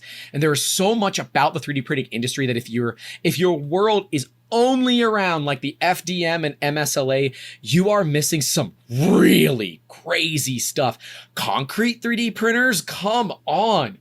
Like, I am trying to convince Kobod that they need to do a sponsored video series, because 3D printing YouTuber, 3D Print's own 3D printing business is a title that I want for a video. Yeah, absolutely. But people like me are hyped about these things. I mean, I'd love to print in metal, but the thing is, the price is ridiculous still. It's like way up there. Yeah. It needs to come down. But things like metal 3D printing, I don't think will ever reach an Ender 3 price point. No. I mean, it's just not possible. No. The lasers they use alone cost more than an Ender 3. You can get metal filament and you can run it in an Ender 3. We actually interviewed a company that does this called the Virtual Foundry. And their entire system is based on making it run on Creality printers. Their entire print farm is Creality. They use Ender 5s. And so you're using a plastic with metal powder in it. It's like 70 to 80% metal powder. And then it's a plastic carrier. It needs to be sintered, right? So it needs to be sent off to get sintered, or you can buy a sintering oven from them or a kiln or whatever you want. As long as it can reach those temperatures, you're fine. And those things are crazy cool. We've had some parts made in the past where it didn't make sense for me to buy my own reel, but I would be lying if I didn't want to do it for a video. So I've been working with them behind the scenes to see, all right, we want to do a video on this. What material do you want us to use? And can we do the kiln work ourselves? Because it's a lot cooler if I can then reach out to a company that does high temp cameras or some sort of lens that I can put inside of a 2000 degree furnace and be able to watch the part get sintered as it occurs. Like, that's the kind of stuff to me that's like, this is a cool video because it's something nobody else has done. A big video series that we're trying to do is comparing 3D scanners because nobody's done that. I know that people have compared like the RevoPoint Pop to an iPhone. Well, I'm sorry, but businesses aren't looking at $500 3D scanners. I have a $20,000 Artec Eva. It's a hand scanner. And then I have a $60,000 Artec Ray. I have both of those.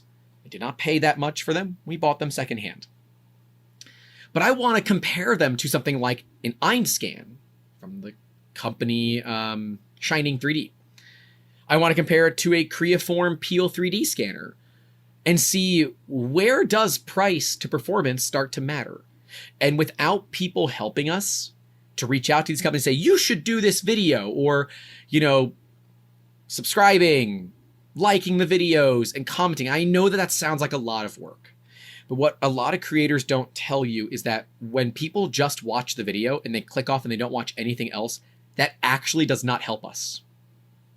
That hurts the videos because the YouTube algorithm looks like it says, oh, well, they don't want to watch any more of this person's content. We're not going to feed it to them anymore. The best thing you could do to support the creators that you love is to not only like their videos, leaving a comment helps a ton, but click one of those end screen videos. Even if you watch it for 2 minutes, that is a click-through rate. The algorithm loves that kind of thing. And that helps smaller creators like myself, like Simple Electronics. It helps us grow. And if we can help get our voices out to others, we can democratize 3D printing even further, right? Do you have a Revo? You messed with the E3D Revo yet? No. I am way behind. Like I said, I'm way behind the curve. Like at the moment, are mine in here? I have a knockoff Mosquito that I am... Boo hiss. Support the real companies. I know. I can't afford it. It's $100 for a hot end. So don't buy a Mosquito. Do it. I can't do it. I'm sorry. Well, I mean, the thing is it really not supporting if I couldn't afford a Mosquito ever? You know what I mean? Yes. And I know this sounds weird, but from a business perspective, if you are buying a clone, you are telling a company that actively copied somebody else that has a patent, right? The Mosquito is patented. You're right. You're right. Saying to a manufacturer, probably overseas, saying, we don't give a damn about their patents, copy more of their stuff, I'll buy it. So it's not that you're not directly supporting them, and that's the problem. It's that you're supporting the people that steal. And This is something that, like, I'm holding a hot end. I know the camera, there's no camera. Looks like an E3D. It looks like a V6. Yeah. But the heat sink has never been this color. E3D has a gold series, but it is not this red. There's more copper color in this than gold, because this is not an official V6. It is my stand-in V6 that I use for videos because I don't give a damn what happens to this. But before I knew enough about E3D, I put in a relatively sizable order with a geometric Chinese company that I refuse to talk about. That is how I refer to them. If you know what I'm talking about, you know who they are. If you don't know who I'm talking about, then order from E3D. And is the quality fine? Yeah, it's okay. But by doing that, I not only took food off the plate of E3D. I also put food on the table for people that were stealing. Now, the V6 is open source. This is legal. It's rule number 2, right? Remember, don't be a dick. And if you're going to be a dick, be a big one. That's rule number 2. But it is legal, right? It's the, you're not wrong. You're just an asshole. Is that Lebowski? Yeah, so that's a big Lebowski quote. That is what this is. And for something like a Mosquito, Slice Engineering, Slice is covered in patents, covered in them. Head to toe, Slice is patented. And so if you're using something that is copying from Slice, it is directly taking money from them. And even further, telling the company that manufactures it, keep making them. And I know, if you can't afford it, you kind of got to work with what you got. But when you do have the ability to afford it, make sure that you support those companies. Right. Oh, and that's always been the plan. Right? I'm not going to poo-poo people that are trying to get something better than a PTFE lined piece of shit hot end. I might say maybe you entered the industry a little bit too early and you should ride the struggle bus so you know what it was like back in the day before all metal hot ends existed. And then when you have enough cash saved, buy the right thing. But I recognize that that's not what this community is built upon. This community is built upon rapid iteration. It just kind of bothers me sometimes because that's why E3D patented things. And we talked to Sanjay about this. I talked about the patents with Sanjay, which is amazing to me that we even had the opportunity to interview him. It was one of the most memorable experiences for me in the past few years, was being able to have a one-on-one conversation with the man that is directly responsible for my business being where it's at. That is really cool, right? And a conversation that, unfortunately, I will never be able to have again. And I thank the community for their support, because if it wasn't for people subscribing, we would have never had the channel, which means we would have never been able to do something like that. So I've had a life experience that I would have never had otherwise. And I felt like go watch that video series. It will appear that Sanjay and I have been known each other for decades. I have never met that man in my life, ever in person. I never will. And it's amazing to me that is what true passion looks like. And people that are looking to start a business, go watch that as well, because that is someone who runs a freaking team and knows how to champion them. Not once did he talk about his product. It was our product as E3D as a whole. I am not a part of E3D, but our being him and his team, right? It was never me. It was us, or them. That is one of the most important things for small business owners. It is not about you. I am a content creator. It is not about me. Because guess what? Some other person that can yell into the microphone just as effectively as me, maybe it's my identical twin brother. Yes, I actually have an identical twin brother. Go watch the Father's Day episode of my podcast where you can meet my dad and my brother. But, anybody can do this job. Anybody. But what I can't do is force people to watch. And so it is about the community. This is why we do what we do. We do not do this for the money. Holy shit. Are we not content creators for the money? It is terrible, the amount of money that we make on YouTube. I lose money every month. As of today, I have lost money every single month that we've done YouTube. Every single month. But it's not about the money. It's about inspiring people to create better things. That's why I do what we do. That's why we built a team. It's why I'm okay with putting in my own personal money to make sure the channel survives. I am fine with this because I believe in the greater good of the community, and I believe in the greater good of everybody listening. Because I believe if you are listening to this podcast, or you are listening to my podcast, or you are on any maker YouTube channel at all, that you want to make something, and there is something in your mind that you want to make, and you think it's going to change the world, and damn it, I want you to do it, and I want to help you do it. But I don't know the right way to do that. And never mind change the world. If it changes someone's life, including just your own, you should still do that. You should. Yeah, I tell myself my goal every single day is to make at least one person's life markedly better. How can I make somebody's life better today?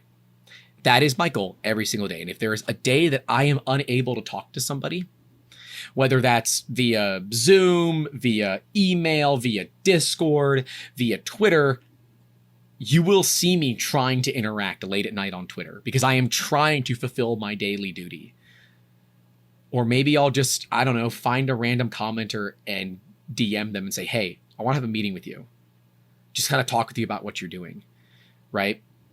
And that's why creators, we have Patreon pages, we have ways for people to donate to us. It's not because we're money hungry, okay? If we were money hungry, we wouldn't be content creators, right? I would have shilled myself out to, every company that's reached out to us with a cash offer to talk about their garbage crap that I don't care about. I do it. So many of those. Not as many as I would have thought, unfortunately, because there is an amount of money that I will shill for, right? At this point in my career, you can offer me enough zeros and I will say that that I am paid to talk about this product, but this is my experience with it. We have never accepted money for products. We have gotten products for free, like my E3D Revos arrived with no cost to me. E3D is a patron, which is a little bit odd, but they were a patron before I had the Revos. And they're a $5 a month patron, okay? Like, if $5 is enough to sway your opinion, we've got a lot of other concerns here. If $5 is enough to sway your opinion, I know tons of Amazon sellers that want to speak to you right now. Ooh, I didn't know we were going to be fighting here. I'm not an Amazon seller, but those are fighting words for some people. And I understand that integrity has become a big thing in the content creation industry. Tom Sadleiter has really kind of pushed that heavily. And I like that. I like the disclosures up front. It makes me feel that I can be trusted more.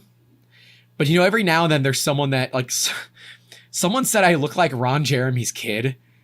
And I know they were joking, but that one did kind of hit me, right in the kidneys. Like, all right, yeah, I get it. The mustache isn't great, right? The beard is a little patchy and I've got long hair. But if you knew why I had long hair, you would absolutely take back that statement. I have long hair because we're going to shave it for charity when my back is fixed. I've been growing out my hair since I was put on permanent medical leave from my previous day job. And we're going to shave it for a combination of the Make-A-Wish Foundation and the Sanjay Foundation. It won't be up to me. It will be up to the individual who's shaving my head to decide where the money goes. But that's what we're going to do. Now, we're probably going to donate it because I think it's long enough to donate first, and then we'll shave it. And then I will film videos with my hair looking all crazy. But that's why I do it. I do it so that we can raise some money for some needy causes. I don't have a way personally to commit financially. I don't have any money. But me too, buddy. Yeah. I got a lot of no money and a lot of experience. I thought that maybe YouTube paid you, but apparently exposure is how YouTube pays people. Yeah, and people die of exposure, so. Yeah, it's true. But honestly, without because I've been unemployed for so long, without Patreon and my one sponsor, I wouldn't be able to I'd be. I won't say homeless. That's a bit dramatic. Like my, your life would be markedly different. Oh yeah, and not in a good way. Oh, I was like stressing out big time when they told me the contract was canceled. I was like, oh crap, what am I? Yeah, I mean everyone has been there, right? Where you get terminated for no good reason, or you got laid off because the world imploded overnight. That is an oh shit moment when you realize what you're actually made of. And are you gonna sit there and suck the government teat, or are you gonna get up off your ass, get your cane, because you probably fell over, because, you can't stand well, and get shit done? It is complicated. I feel you. Right? And no judgment for the people who need government assistance. That's what it's there for. That's fair. But I haven't taken any government assistance because between working very few hours at the shop and, again, my sponsorship and the Patreon dollars, we're just able to float, and that's all I want for now. Yeah, let me clarify, right? When I said sucking the government teat. I mean that as you're taking advantage of the system, not someone that legitimately needs it to pay the bills, someone that is gaming the system and using it when you don't actually need to. Look, if you need help financially and you have the means to get it through a local government or whatever, do it. Absolutely. My personal caveat is, if I ever need to take assistance, I will keep incredibly accurate track of how much money I have taken with the goal of giving back 10x what I took. Because I've said, I've got enough saved up. I can survive on my savings for a little bit. It's not a good move, right? But it's the move I am most comfortable with because I don't need it. I can survive. I can survive, and I don't want to take money that somebody else who really needs it might instead be told there's not enough for you. So evaluate your needs before you go down that route, but you do pay taxes for a reason. If you need it, use it. There That's are right. soup kitchens that you can get food at. There are places if you need places to stay. And of course, you can reach out to people on social media. Friends and family will be willing to help you. And yeah, you got to swallow your pride sometimes, but it's possible. And I believe in you.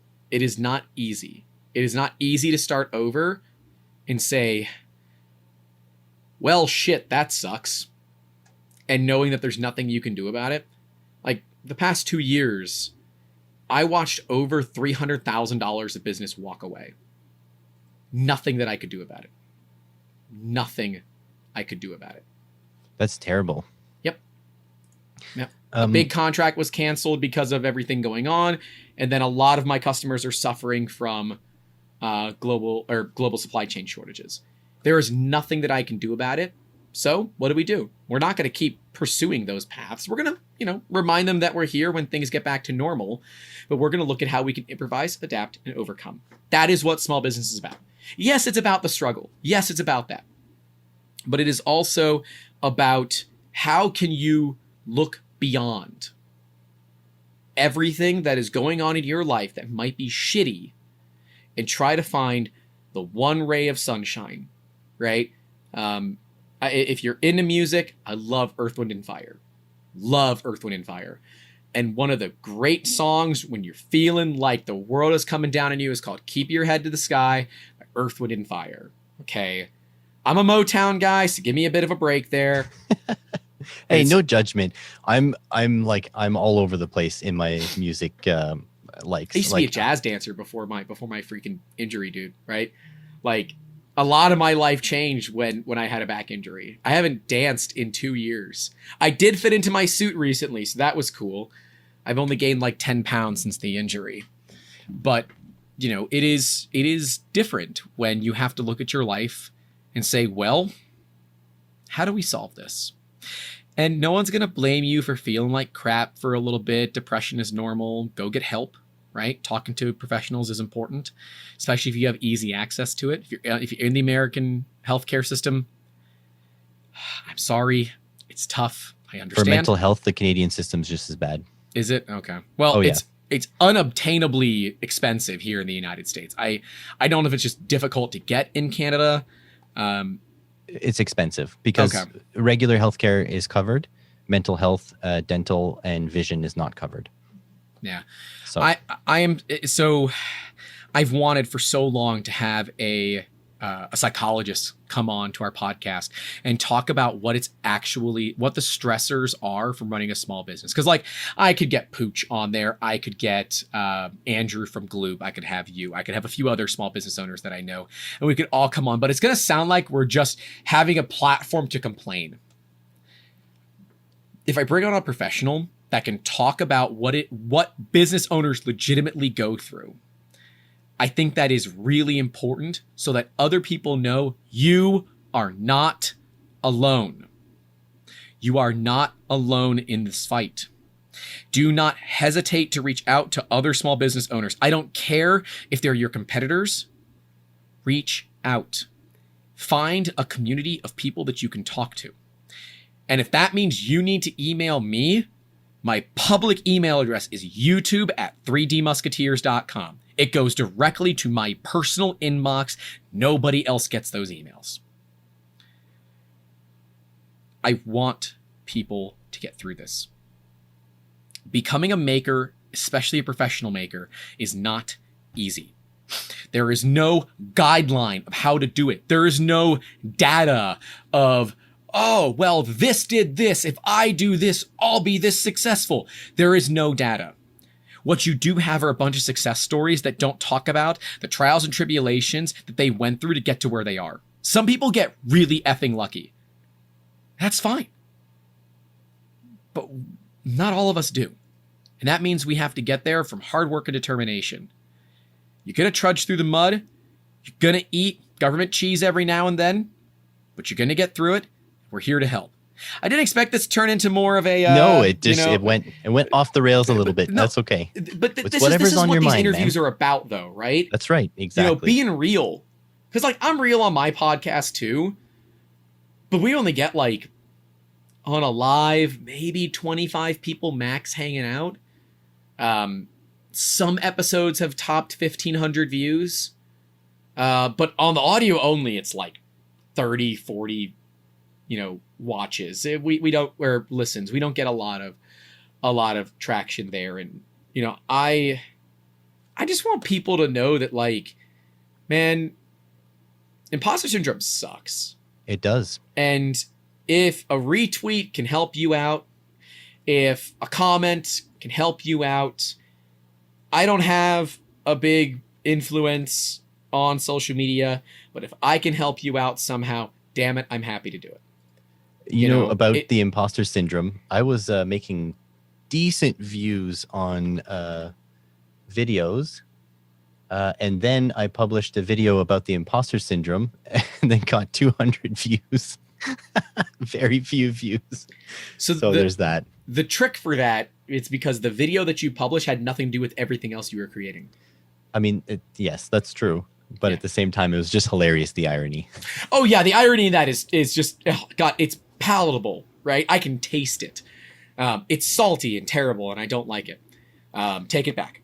But we need to actually cut the interview a little bit because my podcast host, if you go much over an hour and a half, they ask me the file becomes too big and I have to drop the quality. So I just want to do a couple wrap up things if it's okay with you. Yeah. So first of all, I have a question I ask every single one of my guests, and I didn't prompt you on Twitter because this is supposed to catch you off guard. I don't know how you're going to answer this because you already kind of live it, but here it goes. So you get a government grant, so think unlimited money, to start the business of your dreams. You do not have to be profitable, but you do have to offer a product or a service. And for you, I'm going to say the caveat is it can't be something you're doing already. What kind of business would you start with that? Well, makerspace. Makerspace, very classic. Very classic.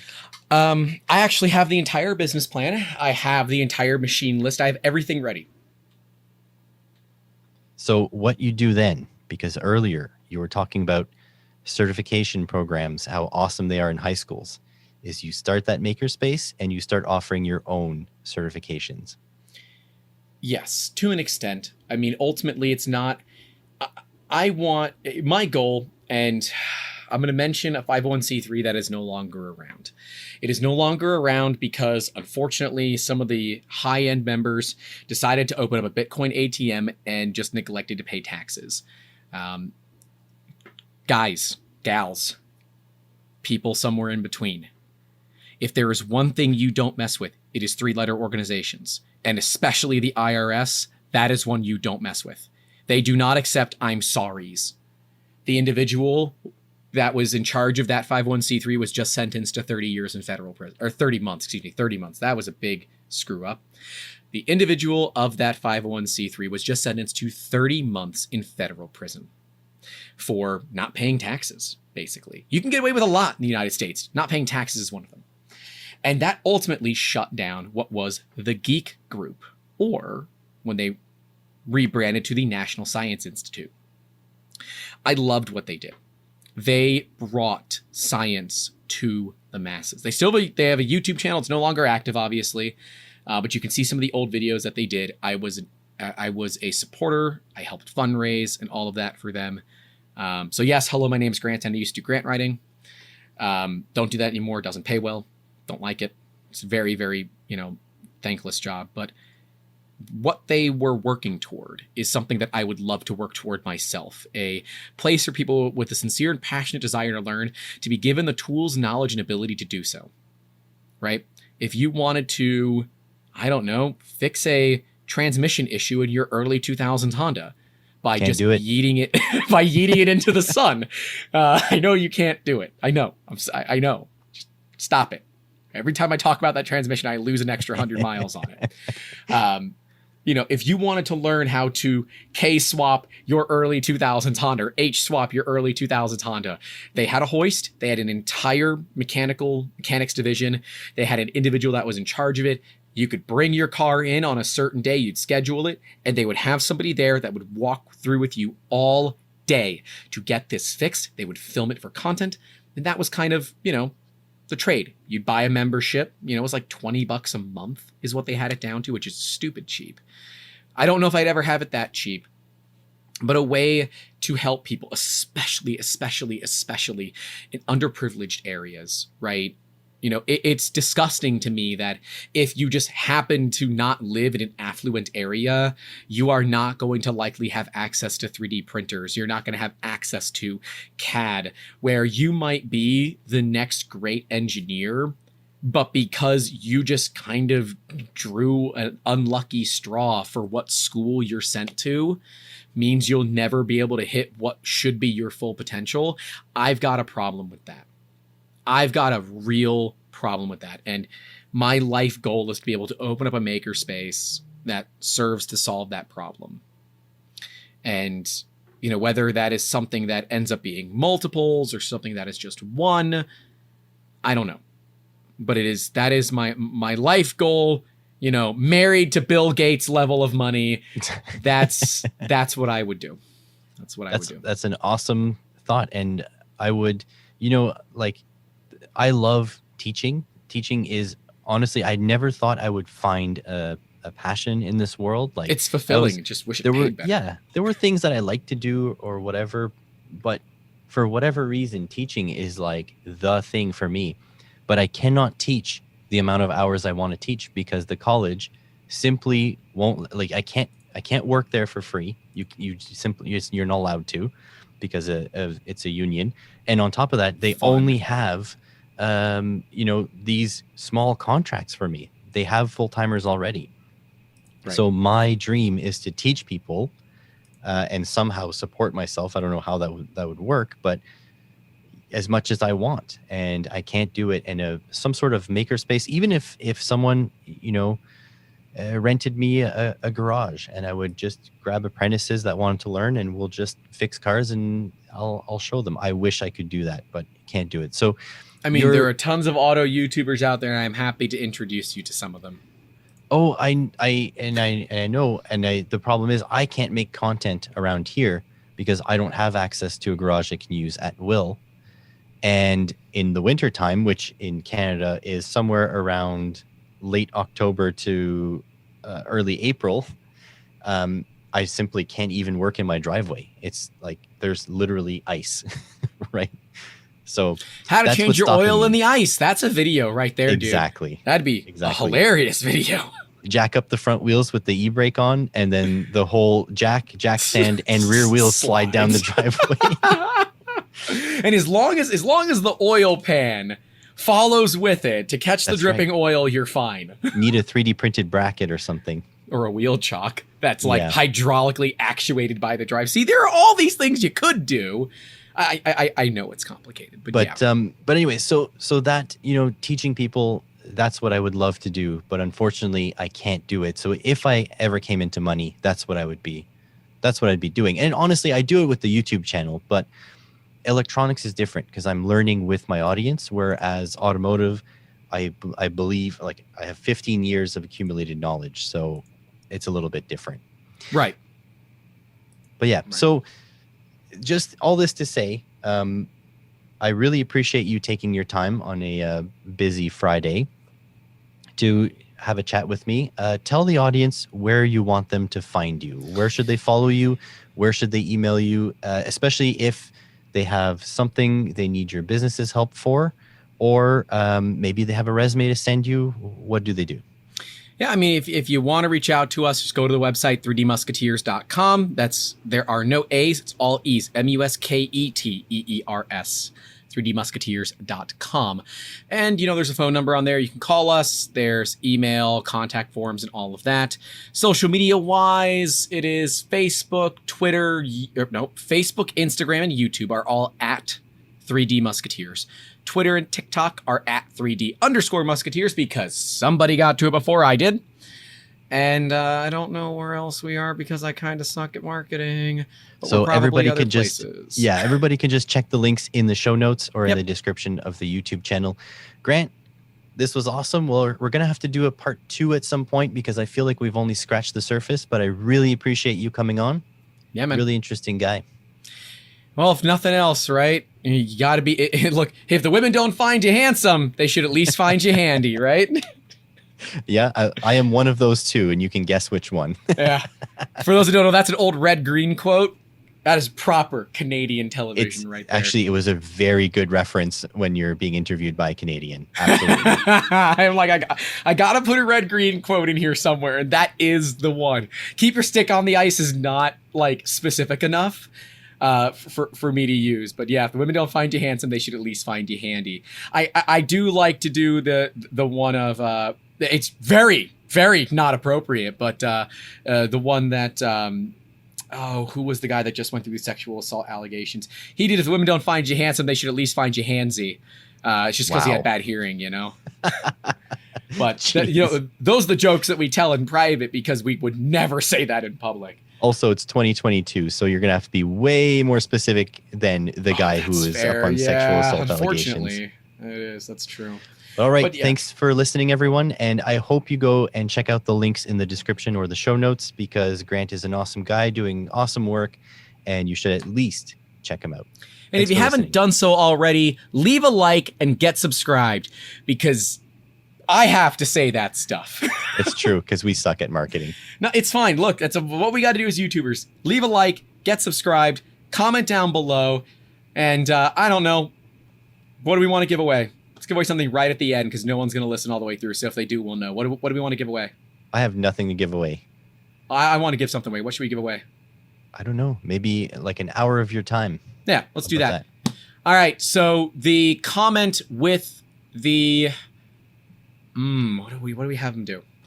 Let's have them write something like vague, like I can have cheeseburger or something. No. See, if it's something that's consistent, people are going to figure it out quickly. Leave a comment about my director of marketing and my director of HR. Talk about that. And I will the comment that I like the most will get a free 1-hour session to ask me whatever you want for whatever it is that you're working on. I work in a lot of industries. So there we go. For those that don't know, that's my cat's the director of marketing and the director of HR. There we go. It's on the website. That's on my website. And since my time is literally worthless at this point, you can email me too. So there you go. Your time is not worthless, but it's the value that you put on it. So, all right. Thanks for listening. Take care, everybody.